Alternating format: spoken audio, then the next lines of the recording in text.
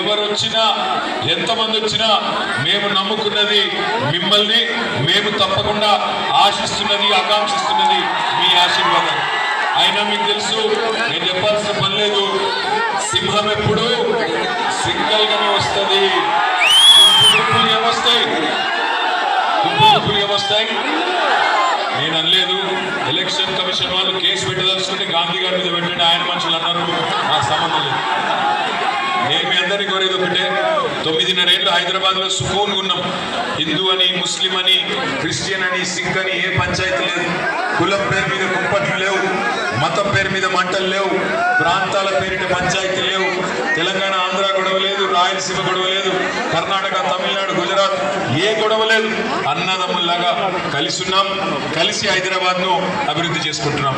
ఇలా మీ శేర్లింగంపల్లి నియోజకవర్గంలో వచ్చినన్ని ఫ్లైఓవర్లు, అండర్ పాస్లు, బ్రిడ్జ్లు బహుశా నగరంలో ఎక్కడ కూడా రాలేదు అంటే అది అతిశయోక్తి కాదు. మీ కొండాపూర్ కార్పొరేటర్ గారు ఇక్కడే ఉన్నారు, ఆయనకు తెలుసు, ఎందుకంటే బాగా తిరుగుతాడు अमित भाई से भी मेरी गुजारिश है। वो कौन आया? अरे मैं आया उनके वास्ते भी। अमित भाई से मेरी गुजारिश है, अमित भाई इस बार आपको पूरे शेरलिंगमपल्ली में सबसे ज्यादा मेजोरिटी कोंडापुर से देना, कोंडापुर से। डिफरेंट दूंगा, आपके सामने बोल रहा हूँ, सबसे ज्यादा मेजोरिटी शेरलिंगमपल्ली एमएलए की रहेगी, ये ग्रेटर हैदराबाद में। कोंडापुर डिवीजन में सबसे ज्यादा मेजोरिटी अमित भाई लातों बोले, बात पक्की है ना? जितने भी हमारे बहनें हैं यहाँ पे, आप तमाम बहनों से, भाइयों से भी गुजारिश करता हूँ, आज 1 मिनट के लिए आप सोचिए, पिछले 9.5 सालों में किस कदर केसीआर साहब की हुकूमत ने आपकी खिदमत की, आप एक मर्तबा सोचिए। केसीआर साहब कभी भी मजहब के नाम पे सियासत नहीं करते, वो इंसान को इंसान की तरह देखते हैं, गरीब को गरीब की तरह देखते हैं।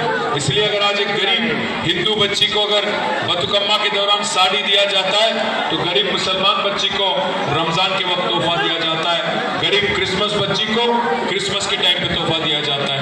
साथ ही साथ अगर एक गरीब हिंदू बच्ची की शादी अगर कल्याण लक्ष्मी चेक दिया जाता है 1 लाख रुपए का, तो गरीब मुसलमान की बच्ची आज 1,01,16 रुपया उनको शादी मुबारक दिया जाता है।